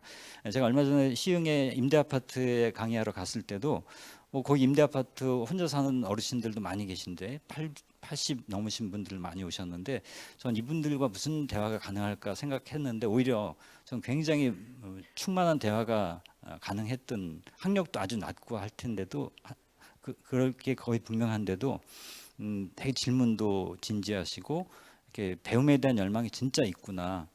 가난하게 사셨지만 이런 거에 대한 결핍은 누구보다 더 절실하게 느끼는 분들이 참 의외로 많구나 하는 생각을 하게 됐는데 그런 어떤 평소 같은 못 만나볼 사람들과 이렇게 서로 함께하는 자리가 있다면 배움의 동기가 좀 더 신선하게 이렇게 생겨나지 않을까 생각을 해보고요. 그게 이제 배움의 연결망을 구축하는 것으로도 연결이 된다고 봅니다. 뭔가 배움이라는 것은 함께 할 때 훨씬 더 효과가 배가 되는데 그게 제일 잘 추진이 되려면 주제를 공유하는 것, 그러니까 관심, 문제 의식 이런 것을 중심으로 이렇게 서로 배우는 이런 게 참 중요한 것 같습니다. 제가 전에 희귀병이란 말 안 좋지, 희소병 환자들이 네트워크 매는 데 가서 강의한 적이 있는데 폐동맥 고혈압이 굉장히 그 무서운 병이더라고요. 잘 2층도 잘 못 올라갈 정도로 그렇게 그래서 그분들은 강의 들으러 못 오셨어요. 다 온라인으로 했는데 코로나 전에. 근데 그분들도 보니까 엄청나게 공부를 하시더라고요. 자기가 지금 목숨이 걸린 거다 보니까 뭐 외국에서 의과대학에서 나온 논문 그냥 영어로 다 보내줘도 다 읽는데요. 의과대학 간 적도 없는데, 그러니까 자기가 지금 증세가 다 있기 때문에 그걸 다 이해한다고 하는 거지요. 사실 의과대학 논문이 문법적으로 어려운 건 아니거든요. 그 지식이 있으면 좀 해결이 되는데 세브란스 의사분들이 그냥 바로 번역도 안 하고 논문 다 뿌려주면 알아서 그 안에서 공부하고 이렇게 한다는 걸 보면서 이게 동기가 이렇게 하나의 커뮤니티로 연결되면 강렬한 학습이 이루어지는구나 하는 생각도 해봤습니다. 자, 학습 자원 발굴 이 얘기는 많이 해왔기 때문에 뭐 이건 반복하지 않을 거고요. 그다음에 이제 민주주의적인 마음의 습관, 이건 점점 갈수록 우리가 자기랑 좀만 생각 다르면 아예 교류를 안 하거나 아니면 자기식대로 규정을 하거나 아까 이주 선생님 말씀대로 이제 가짜 뉴스 속에서 그냥 상대방을 일방적으로 판단하고 이렇게 편을 가르는, 이게 세계적으로 굉장히 심각해지고 있다고 봐요. 저는 이런 마음으로는 학습이 제대로 진행될 수가 없다. 또는 학습을 통해서 이런 마음을 또 극복해 갈 수 있다. 저는 그것이 이제 애매함을 견디는 그런 감수성이라고 생각을 합니다. 애매함이라는 건 창의성에서 굉장히 중요하게 강조하는 개념인데 이럴 수도 있고 저럴 수도 있어. 모르겠지만 일단 좀 지켜보고 경청해보자 이런 태도인데 그러려면 마음의 힘이 있어야 되거든요. 근데 그게 대개 없기 때문에 이거야 저거야 네 편이야 내 편이야 이렇게 따지니까 제대로 대화도 안 되고 배움도 안 일어나고 민주주의도 실천이 안 되는 것 같다. 그래서 이런 감수성을 함께 키워가는 그런 전략이 있어야 될 것 같은데요. 몇 가지 예시를 하면서 제가 이야기를 좀 마무리하겠습니다. 첫 번째 이웃이 함께하는 배움터, 그다음에 생활세계 모니터링 제안 이렇게 이 제목대로 이제 하나씩 보여드리면요. 이웃이 함께하는 배움터는 워낙 이런 사례 많이 있는데 최근에 많이 주목받는 곳 가운데 하나가 남양주시의 별내동 이스테이인데요. 이곳에 저도 가봤습니다만 굉장히 독특합니다. 뭐냐면 사회적 그 협동조합 방식으로 주택을 짓고 100%다 임대로 사시고 계신 거예요. 그러니까 자기들의 조합원의 그 힘으로 이 큰 단지를 만들고 들어가서 장기 임대로 이렇게 사시는 거죠. 그러다 보니까 이 거주 공간에 대한 자기들 나름의 어떤 비전, 소망 이런 걸 담아냈어요. 구체적으로 예를 들어서 1층은 다 이런 식으로 로비로 거의 다 이렇게 트여 있습니다.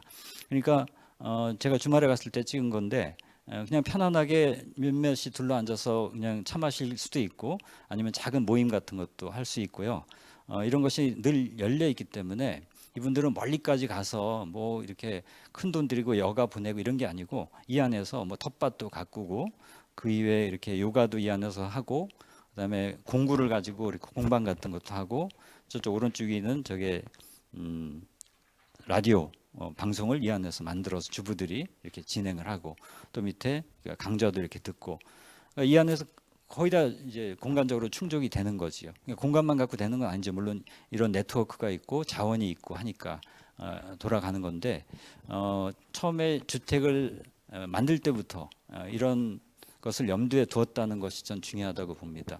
앞으로 이제 어차피 인구가 계속 줄어들 수밖에 없고 삶의 질이 또 공간에는 잘 담겨야 될 텐데 이런 사례들이 좀 많이 원용이 돼서 그냥 무조건 평수대로만 이게 아니라 요새 뭐 숲세권이란 말이 있듯이요.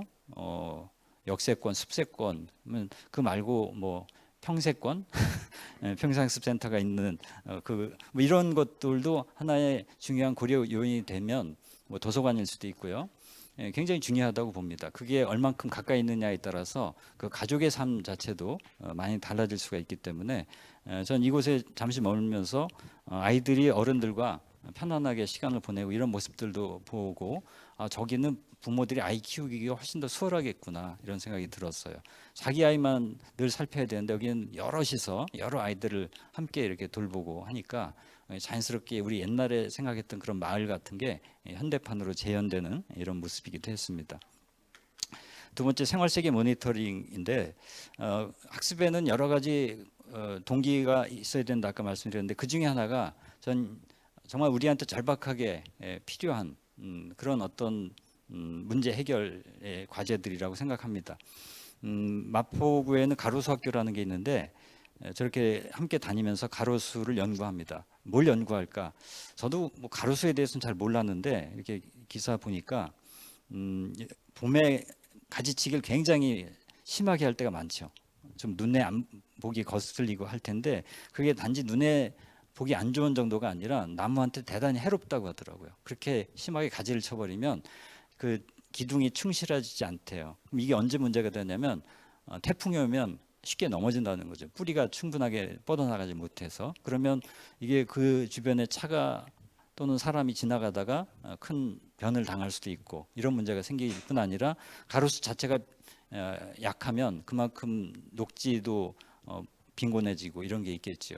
근데 정책하는 관료 입장에서는 그냥 일을 해치우기 바쁘니까 대충 이제 이렇게 하청을 줘갖고 빠른 시간에 다 가지치기 해버리는데 이거 아니다 그렇게 하면 안 된다고 이제 시민들이 연구해서 여러 가지 그 제안을 이렇게 구체적으로 넣는 이런 작업을 해왔더라고요. 그래서 그런지 최근엔 뭐 마포구뿐만 아니라 다른 곳에서도 이런 가지치기가 옛날만큼 그렇게 막무가내로 하진 않는 것 같은데요.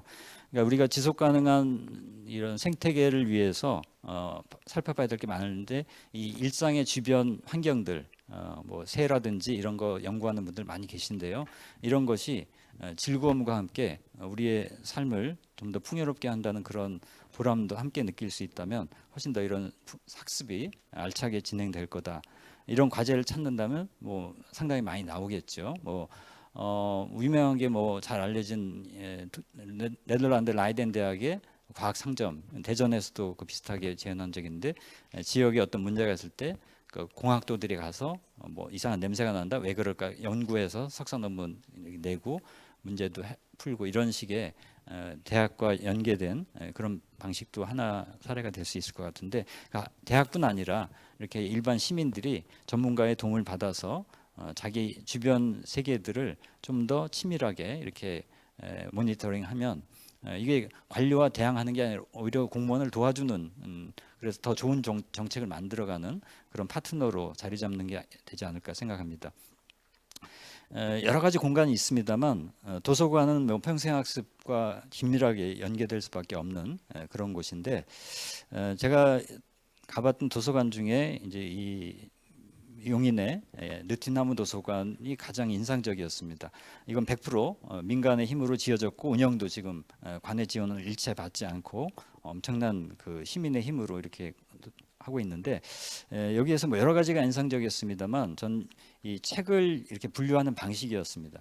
보통 도서관은 딱 정해진 코드대로 쭉 가잖아요. 사서가 뭐 할 일이 별로 있지 않을 것 같은 생각이 드는 거예요. 다 그렇게 이미 정해져서 나오니까. 근데 여기는 이렇게 그 도서관에 드나드는 사람들이 갖는 관심사를 중심으로 책을 재구성 새롭게 이렇게 배열하고 이렇게 서가를 구성하는 이런 걸 보면서 이 도서관은 개성이 참 분명하구나.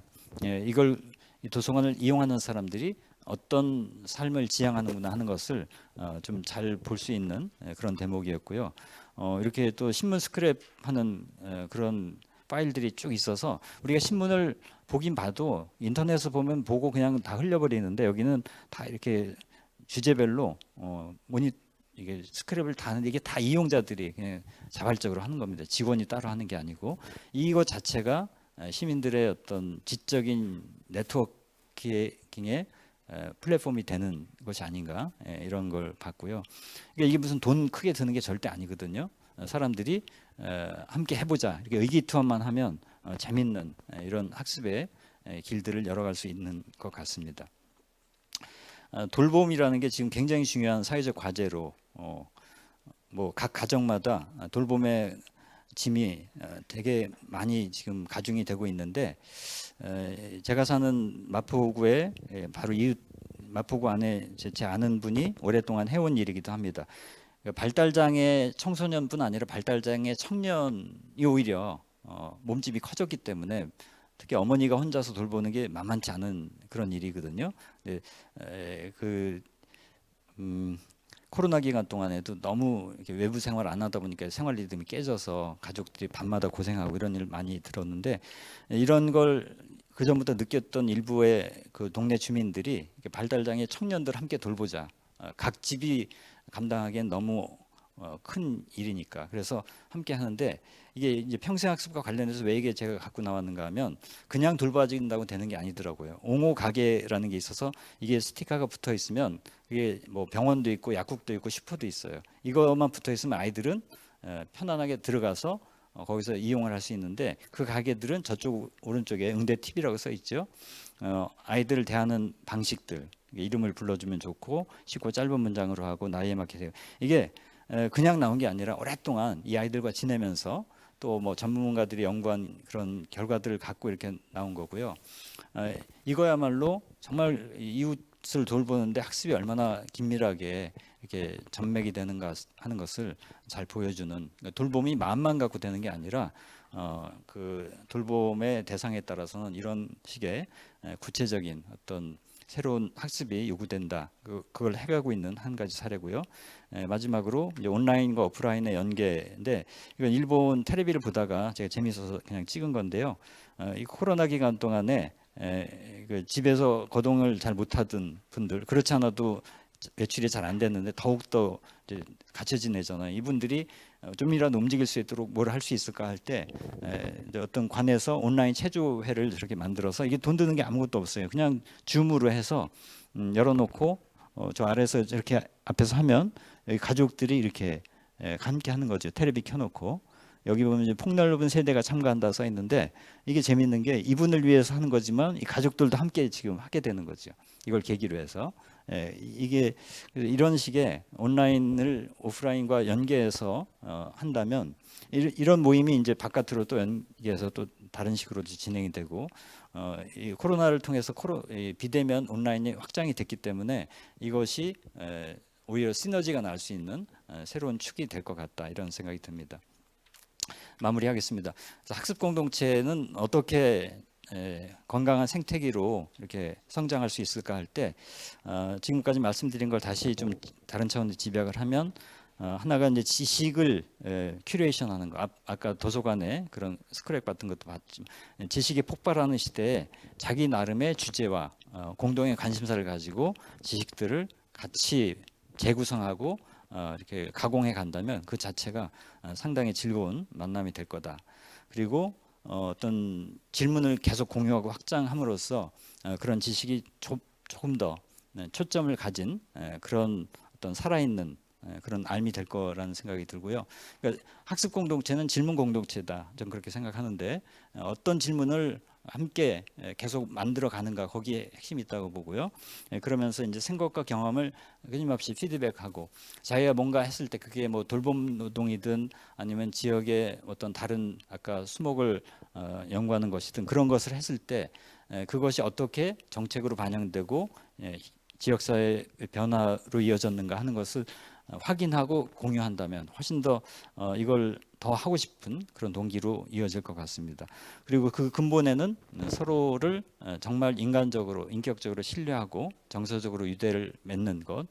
그러니까 학습을 통해서 정서적으로 유대를 맺을 때 우리의 감정이 지금 워낙 혐오와 적대 이런 걸로 쉽게 선동이 되고 굉장히 거칠어져 있고 외롭고 또 화가 나고 하여튼 지금 감정 상태가 말이 아닌데 그런 것을 치유해 가는 것은 상담 이런 것도 필요하지만 자기 안에 새로운 잠재력을 이렇게 스스로 자각하고 그걸 넓혀가는 그런 운동 속에서 훨씬 더 효과적으로 추진이 될 것 같다는 생각이 듭니다. 그래서 이런 축 속에서 우리가 함께 더불어 성장하는 이런 도시가 가능하지 않을까 하는 생각에서 제가 몇 가지 그냥 평소에 생각했고 그동안 들었던 이야기들 여러분과 나눕니다. 고맙습니다.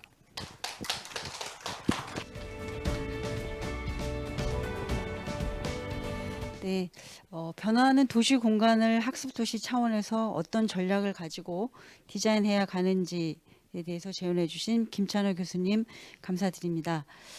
다음은 패널 토의 시간을 갖도록 하겠습니다.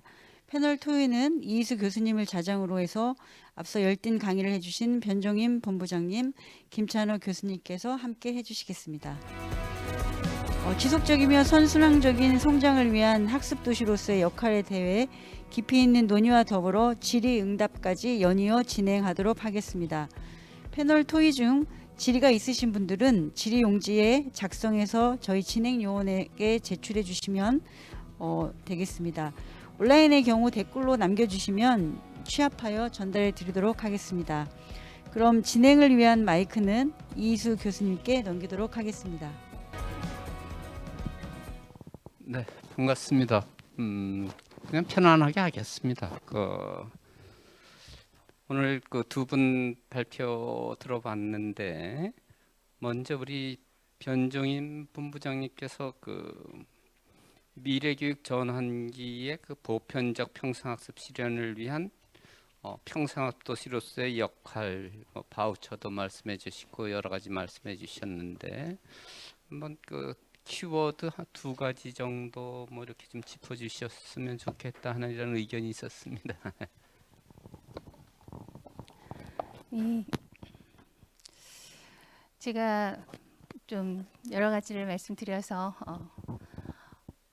근데 제가 정말 드리고 싶은 말씀은 학습 도시에는 누가 살죠, 여러분? 학습 도시에는 학습하는 시민이 살죠. 네.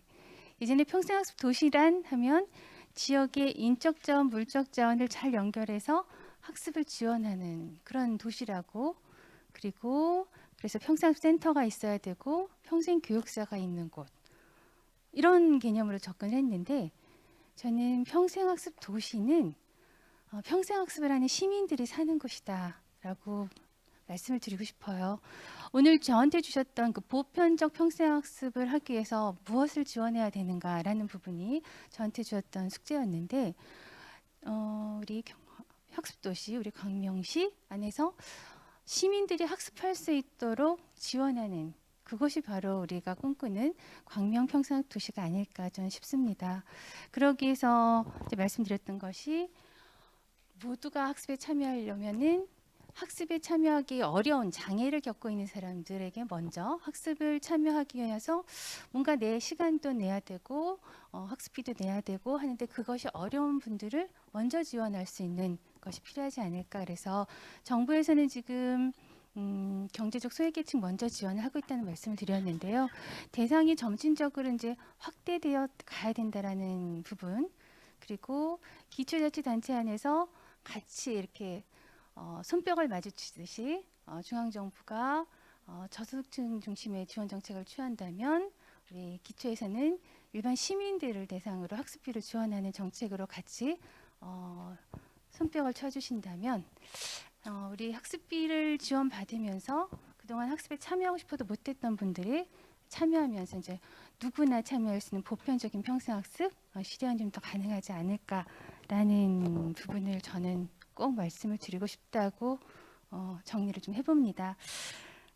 키워드 두 가지를 말씀하셨는데, 학습하는 시민, 그리고 학습의 결과를 공유하는 사회, 이 두 가지 키워드로 우리 평생학습 도시가 그 역할들을 감당했으면 좋겠다라는 말씀으로 정리를 해봅니다. 고맙습니다. 학습하는 시민, 공유하는 도시. 그러면은 우선 다음으로 한번 우리 김찬호 교수님께서는 미래교육 전환기의 배움의 생태계 조성을 위해서 평생학습도시 차원에서의 역할 관련 키워드 2가지 정도, 또 뭐 여기 또 질의 내용도 온라인으로 많이 들어왔는데 그런 거 참고하셔서 한 2가지 정도 말씀해 주시면은 큰 도움 될 것 같습니다. 예. 예. 제가 요새 꽂혀 있는 개념이 하나가 있는데 지난주에 유튜브에 세바시 강의로도 올라왔고요. 비스듬한 관계라는 겁니다.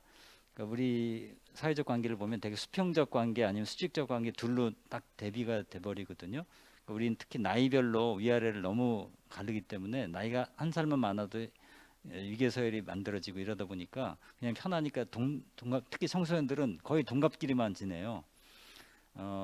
그리고 학교에 가면 또 집에서는 부모와 교사와 수직적 관계만 맺는데 그걸 넘어서는 비스듬한 관계라고 하면 옛날 같은 뭐 이모나 삼촌, 요새 뭐 저희 동네 윗집 아저씨 아주머니 뭐 등등 이런 관계가 있겠죠. 또 나이가 들어서도 좀 나이 어린 사람이 굉장히 중요하거든요. 근데 그게 없으면 나이 들수록 외롭잖아요. 그래서 우리 사회는 앞으로 비스듬한 관계들이 많이 나와야 된다. 근데 그냥 뭐 관계 맺자 이게 쉽지 않다고 봐요. 근데 역시 배움을 통해서 자연스럽게 관계 맺고 서로에게 배우는 이런 연결망 이런 게 필요할 것 같다는 생각이 듭니다. 전 늘 생각이 저도 배드민턴 예전에 동네에서 많이 쳤습니다만 어른들끼리만 늘 치고 청소년들은 시간이 없어서일 수도 있겠지만 뭐 그냥 그 문화 자체가 단절돼 있어요. 스포츠 같은 거야말로 가장 함께 배우기 좋은 그런 영역인데 그마저도 이렇게 세대 간에 분리가 된 게 아쉽다고 느끼는데 뭐 그런 예술이라든지 그런 걸 통해서부터 학교 수업을 이거 함께 하기는 어려울 거고요. 그런 어떤 비스듬한 관계를 학습을 통해서 좀 많이 실험해 보자 하는 생각을 하나 하고요. 또 하나는 키워드를 굳이 하자면 아까 나왔던 얘기인데 좀 피드백이라고 생각합니다. 뭔가를 했을 때 이게 현실 배움으로 끝나는 게 아니고 그냥 지적 호기심을 충족시키는 정도가 아니라 여기 시민적 공공성 말씀 질문으로도 나왔기 때문에 그것을 내가 구체적으로 이렇게 적용을 해서 뭔가 좋은 변화를 이끌어냈구나 하는 그걸 확인하면서 정말 내가 하길 잘했고 우리가 좀 대견하다 이런 자부심 이런 게 함께 생겨난다면 훨씬 더 탄탄하게 이런 평생학습도 확장될 수 있지 않을까 생각을 합니다.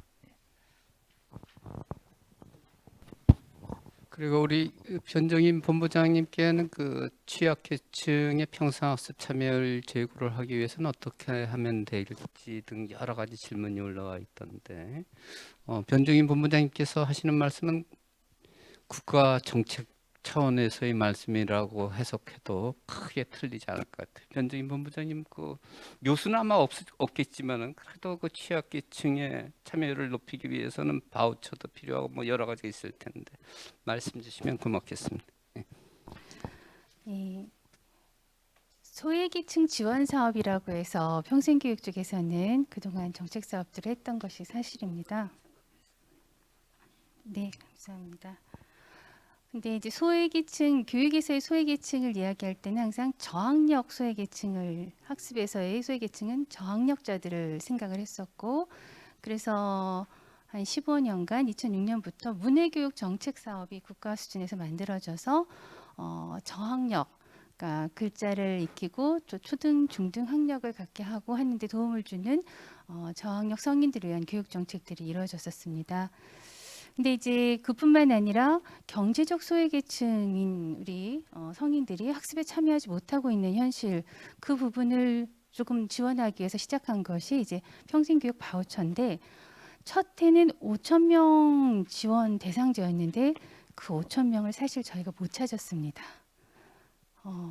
저는 네 그러게 말입니다. 금방 찾을 줄 알았는데 학습비 바우처를 받아본 경험들이 없으셨어요. 왜냐하면 바우처는 받으면 뭔가를 살 수 있거나 생필품에 도움되는 거 아니면 이렇게 소비를 할 수 있었는데 이 학습 바우처라는 거는 받아서 가서 어딘가서 공부를 해야 되는 건데 처음에 이 개념을 우리 학습자분들하고 같이 공유하는데 시간이 좀 걸렸습니다.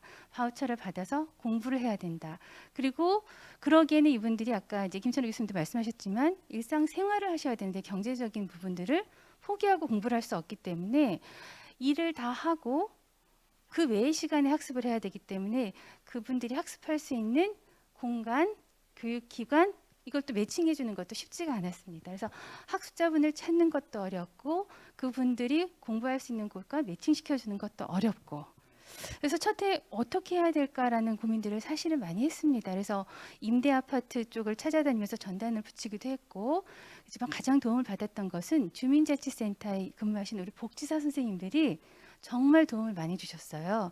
그러니까 우리 평생교육을 하는 분들이 평생교육 프로그램과 기획과 이런 부분들은 전문성이 있지만 우리 경제적 소외계층의 우리 지역 주민들이 어떤 환경에 있는지에 대해서는 잘 처음에 몰랐던 부분이라 이제 그분들을 이제 학습의 장으로 오실 수 있도록 이걸 소개하고 그리고 또 학습을 할 수 있도록 도와주고 또 학습을 하다가 여러 가지 이제 일상생활이 이제 급하시니까 공부를 포기해야 되는 상황들이 자꾸 생겨요. 그거를 끝까지 도와줄 수 있는, 격려해 줄 수 있는, 잘하고 있다라고 자신감 갖게 해줄 수 있는 그런 또 주위의 사람들이 필요하고 이제 그런 것들을 지난 3년간 하면서 경험했습니다.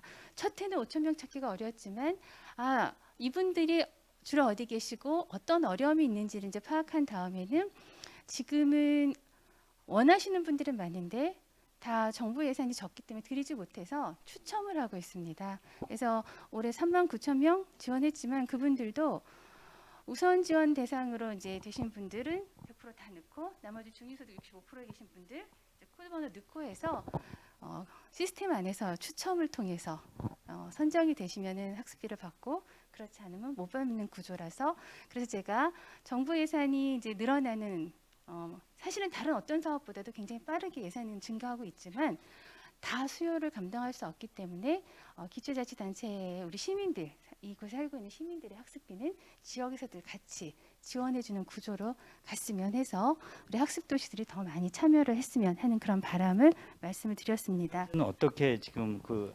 바우처가 시행이 돼 어떤 루트를 통해서? 중앙에 있는 저희 국가평생교육진흥원에서 학습자들을 이제 공고하면은 지원하면 시스템으로 연결되어 있기 때문에 거기서 대상자 확인하고 저희 시스템 안에서 무작위 추첨이 되는 거죠. 그러니까 그분들한테 이제 권리이기 때문에 그래서 제비 뽑듯이 그러니까 대상자에 한해서 우선순위는 그렇게 해서 뽑을 수밖에 없는 구조입니다. 그래서 전부 다 지원을 못하고 있는 상황이라는 거 말씀을 드립니다. 그리고 그 기관들에 대한 지원 발굴을 해야 되는데 그거는 우리 광명시 하면 광명에 있는 많은 학습 기관들을 알고 있기 때문에 등록을 유도할 수가 있는데 서울에 있는 국가 수준의 이제 저희 국가평생교육진흥원에서 전국에 있는 이 교육기관들을 다 독려하면서 바우처 등록기관으로 하라고 한다는 것이 되게 한계가 있어서 차원은 그 시도 평생교육진흥원에서 이런 기관들에 대한 등록이나 체제 뭐 이런 것들을 하고 알겠습니다. 너무 답 길게 한다고 짧게 하라고 하셔서요. 네.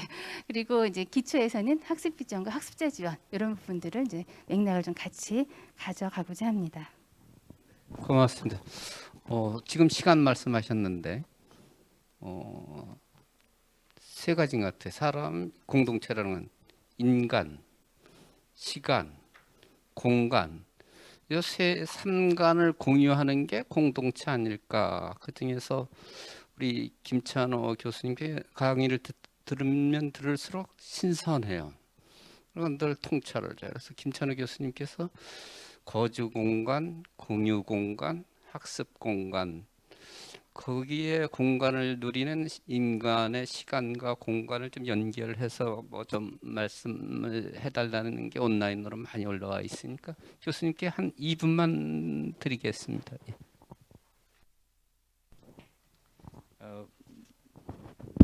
공간과 장소가 또 다르다고 많이 얘기하죠.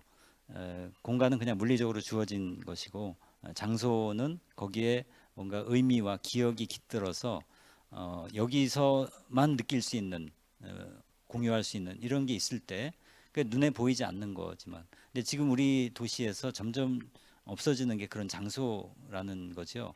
이 장소를 만들어가는 것. 거기 가면 이게 내 공간이구나.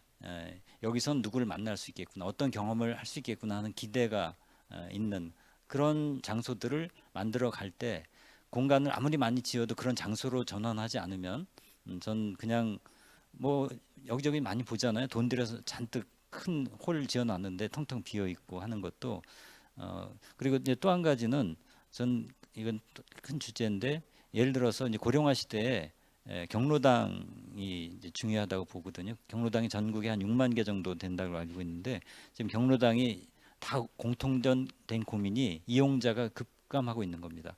그러니까 이제 나이가 들면서 돌아가시면 그 밑에서 올라와야 되는데 젊은 노인들이 안 들어가시는 거죠. 70 노인이 가면 80 노인 형들이 자꾸 심부름 시켜서 안 간다 이런 얘기도 들려올 정도로 그 안에 위계서열이 너무 심하고 텃세도 강하고 근데 가보면 저도 한번 강의하러 갔는데 뭐 그냥 별게 없더라고. 테레비 보고 화투 치고 되게 하루를 이제 그냥 시간만 때우는 이런 식인데 이곳을 조금씩 한꺼번에는 아니지만 학습의 장으로 부분적으로 바꿔가는 게 필요하지 않을까. 그래야지 지금 이른바 젊은 노인 70대 정도 되는 노인들이 이제 기존 노인하고 좀 다른 정체성을 갖는데 이분들이 들어와서 주인이 될 수 있을 거다. 이왕이면 세대 교류도 가능한 이런 실험도 어디선가 했거든요. 고등학생하고 어르신들하고 같이 뭔가 서로 배우고 가르치고 했던 이런 것으로 변환한다면 경로당이 이제 이런 식으로 그냥 의미 없이 텅텅 비어지는 이런 사태는 좀 줄어들지 않을까. 그래서 길게 보면서 경로당 예를 하나만 놓고 봐도 우리가 할 일이 참 많이 있어 보인다 이런 생각이 듭니다. 그러면은 우리 저기 실제 참석하신 분 중에서 한 분만 우리 주제 발표하신 분께 질의나 또는 본인의 의견을 피력하시고 싶은 분 있으면 한 분만 제가 받을게요. 혹시 있으시면 손 좀 들으실래요? 네. 네. 변종인 본부장님께 대한 말씀하십니까? 네. 네. 현장에서 본부장님 말씀해 주시죠. 네, 현장에서 주신 질문에 학생이 학교에 가는 것이 당연하다고 생각되듯이 평생학습도 시민학습자들의 권리이자 의무라는 인식을 널리 알릴 수 있는 방법은 무엇일까요? 라는 질문을 주셨습니다. 정말 중요한 질문 주셔서 같이 또 생각해 보게 해주셔서 감사드립니다. 평생학습이 시민학습자들의 권리이자 의무라는 거 어떻게 이것을 확산시킬 수 있는가? 저는 학습을 해본 학습자만이 그 부분에 대한 자신의 권리를 누렸을 때 어떤 결과가 오는지들을 아는 것 같아요. 그래서 저는 학습파에 참여하시고 어떤 변화들이 나의 삶에 있었는지에 대해서 그 결과들을 더 많이들 공유할 수 있는 자리들을 많이 만들어줬으면 좋겠습니다. 학습에 참여하지 않으신 분들이 학습에 참여할 때까지는 굉장히 어려워요. 근데 한번 평생학습에 참여하면 계속 참여하시죠. 더 많이 참여하시고. 근데 그거는 이것이 내가 시민으로서 세금을 내고 사는 주체자로서 내가 학습을 받을 수 있는 것도 하나의 나의 권리이다라는 거는 경험해 봐야지만 그 권리를 누려봤어야지만 그것에 대한 당연성을 또 주장할 수 있게 되는 것 같아요. 아까 제가 그 시민이 제안해서 예산을 늘렸다는 말씀도 드렸었죠. 그분이 평생교육 바우처를 듣지 않으셨으면 그 비용의 단가를 올려야 된다라는 걸 주장하지 못하셨을 거예요. 그런데 본인이 바우처를 받고 학점은행지에 등록해서 한 학기 과정을 마치고 나니 이 부분에 대해서 더 많은 지원이 있어야 내가 더 다른 삶을 살 수 있는데 도움을 받을 수 있겠구나. 그래서 이 부분에 대한 예산 지원을 늘려주십시오라고 온라인에다가 올리신 겁니다.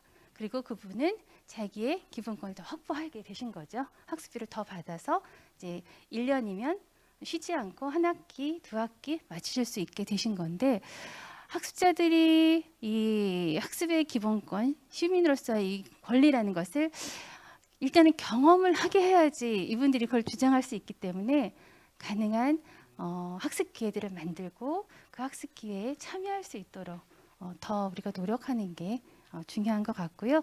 그리고 학습에 참여한 그 결과를 공유할 수 있도록 그 결과를 사회에 환원할 수 있도록 그 가운데 같이 참여하면서 아 이분이 학습에 참여한 결과로 이런 일들을 하시는구나 그럼 나도 해봐야겠다라는 생각을 할 수 있도록 그런 기회들을 현장에서 많이 만들었으면 좋겠습니다. 고맙습니다. 이제 시간이 다 돼 가는데 저한테도 뭐 한 질문이 사회계약에 대해 자세한 설명을 듣고 싶어요 했는데 시간 관계상 제가 간략히 말씀드리겠습니다. 변정인 본부장님께서 말씀하신 질의에 대한 변 본부장님의 답변 중에 권리와 의무, 계약으로부터 발생합니다. 그죠? 중학교 사회과 시간에서 루소에 대해서 배운 거 한마디, 신분에서 계약으로. 그게 중세 사회에서 근대 사회로 가는 가장 명쾌한 건 뭐죠? 신분은 태어나는 거지만 계약은 투쟁의 결과다 해서 그분의 설은 그거잖아요. 사회계약은 천부적 권리가 아니라 사회적 투쟁의 결과입니다. 교육의 목적으로부터 교육의 내용, 교육과정 개정 얼마나 치열하게 거기 각축전을 지금 벌이고 있습니까? 교육의 목적과 내용과 시설과 투자 이것도 사회적 구성원들 간의 합의와 약속의 결과입니다. 가장 가까운 예로 3년 전에 광명시에서 발의했던 평생교육 바우처 할 거냐 말 거냐 이것도 시청과 의회와 시민들 간의 수많은 협의와 논의와 협조를 통해서 합의하는 사회적 약속입니다. 그래서 우리가 자세한 설명은 제가 강의에 말씀드린 대로 유네스코 한국위원회에 들어가면은 우리들의 미래 함께 그리기 교육을 위한 새로운 사회계약 아마 PDF 파일로 있어서 좋은 게 저처럼 눈이 나쁜 사람은 글자를 이렇게 확대해서 볼 수도 있고 인쇄본으로 보시고 싶은 분은 뭐 사서 보셔도 되고 아마 말 잘하면 그냥 줄지도 모릅니다. 그다음에 영어로 보고 싶은 분은 난 영어를 잘하는데 그러면 그냥 뭐 온라인에서 그냥 치면 그대로 원판이 뜨니까 그 책이 제일 좋습니다. 그래서 서문에 보면 왜 사회계약인가 했는데 결국은 교육이라고 하는 것은 사회적 규범이다. 그러니 계약의 대상이다 하는 이런 문장이 인상적이었습니다.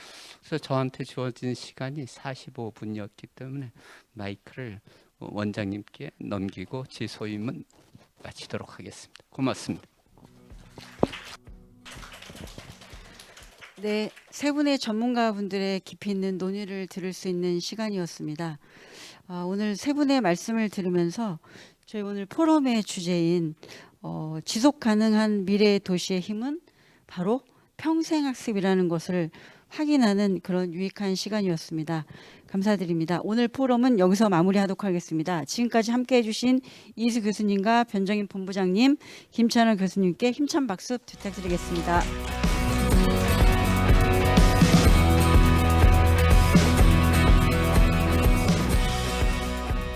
네, 자연스럽게 마무리하기 전에 한 말씀 드리겠습니다.